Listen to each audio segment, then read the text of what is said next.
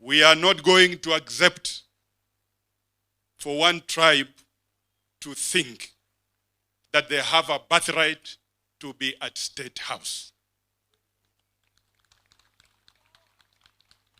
Wanapoingia State House, tunawapatia amani.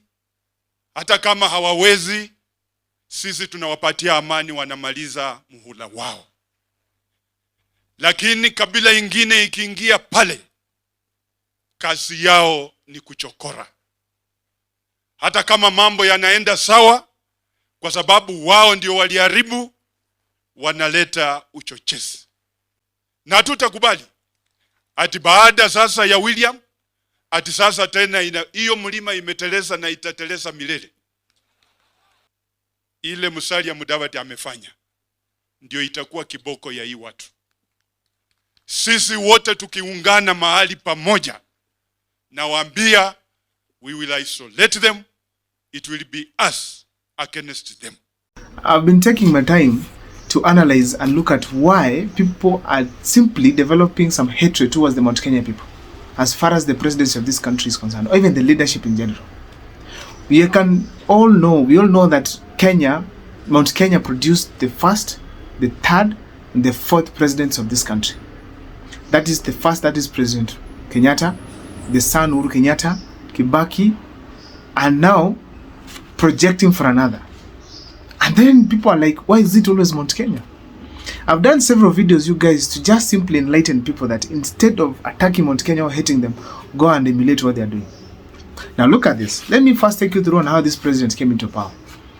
Oginga Odinga himself said, hakuna Uhuru bila Kenyatta. Given the presidency, then he gave it to Kenyatta himself. Kenyatta became the first president of this country. Did the Kikuyus or the Mount Kenya people snatch it from anyone? They didn't. They did not. He was not elected, and that's how he became the president. They gave him the power. And then now, later on, elections occurred, but that's how President Kenyatta became the president of this country. Now, going to Kibaki, after the 24 years reign of Moi, Raila Amolo Odinga had so many options. He had Nyachae on board. He had Charity Ngilu. He had so many other leaders who had come out. But he preferred himself to go and say, Kibaki, tosha! Unfortunately, he was kicked out of the government. Not just Raila Amolo Odinga, many other leaders from all parts of this country, including Western, they saw the man to take it up after Moi is Kibaki. And most of us don't regret having Kibaki in power, especially in the second term during the coalition government. So therefore, Kibaki did not snatch it from anybody. He did not force his way through. And the people of the mountain, despite having two candidates, they preferred who? Kibaki over Uhuru Kenyatta. Come 2013, the people of Kenya had an option, a very nice option. That is Raila Amolo Odinga with Kalonzo ticket and Uhuru Kenyatta with William Ruto ticket. Kenyans decided to say, we believe.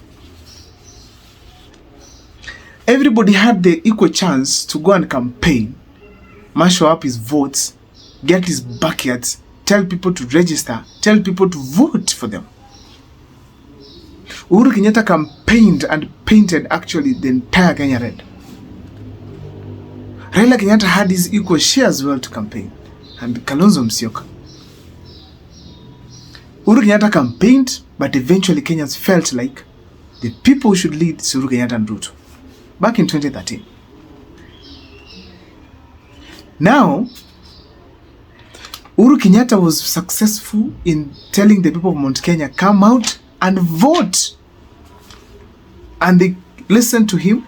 They came out and voted for them. In 2017, Kenyans had a choice once again. On this side, it is Kalonzo Musyoka and Raila. On the other side, it was Uhuru Kenyatta and Ruto again. The people of Mount Kenya came together. They told themselves, let him finish this term. They voted overwhelmingly. Wakasema tano tena. And that is how Uhuru Kenyatta and William Ruto went back to power. So therefore, it is the efforts of these people that have given them the presidency how many times? Thrice. Thrice. Come 2022, they decided to give deputy presidents. They didn't actually decide. William Ruto went for them for a deputy president. Because if they were relevant, William Ruto could have gone to Western and pick a deputy president. Could have come to Kisii here. Could have gone to Mombasa and pick the running mate. But he saw the mountain is the rightful place to pick the mountain, because these people come out and vote, and if they decide, they do it as a block. So therefore, Raila also saw that the only place to get a deputy president from is Martha Karua from Kirinyaga, also from the mountain. And as a result, the people of the mountain don't even vote for Martha Karua at all. They decided it is Rigathi Gachagua, and they voted for William Ruto together with Rigathi Gachagua, and they won by 80%, which was about 47% of William Ruto's government. I mean, even votes that made him the president. That was generous enough. Having two presidents from your deputy president, you decide who to choose. So they chose William Ruto at that time. He had was a better candidate than Raila. So as a result, we also, how it went, William Ruto won. William Ruto won. So, with that generosity still, people are feeling that they have had enough of Mount Kenya leaders. Assuming they have had enough, let me say assuming now the Mount Kenya has produced enough. What is the strategy as any other tribe or another region put in place to get themselves the president in 2027 or 2032? What other strategies have been put? Which tribe has put any strategy? Kisii here, we are yet to even confirm Matiang'i.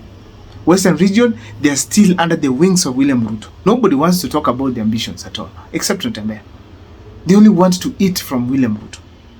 All leaders are selfish. Look at Wetangula. Only wants to become a senator or get somewhere in government. Look at Mudavadi. He's just enjoying moving around with William Ruto all over the world. And then we now say this. Who has the ambition, just like we see in the Mount Kenya region or even the Kikuyu nation? Who has the ambition as we see that? As we speak today, in Waminyoro, it is fire. And I'm going to do an extensive video about that. Rigathi Gachagua having meetings right, left, and center. After calling the mountain people, you've seen the Maa community there. So we are going to see people from the coast. From Kisii here, people are going to go there just to listen and make what you call coalitions. And the party of Minyoro is going to bring up, particularly, will even intrude to some other parts of this country. So therefore, as these people are planning themselves, President William Ruto is busy dealing with the Mount Kenya region, with the Western region. The Western leaders are simply telling and support William Ruto.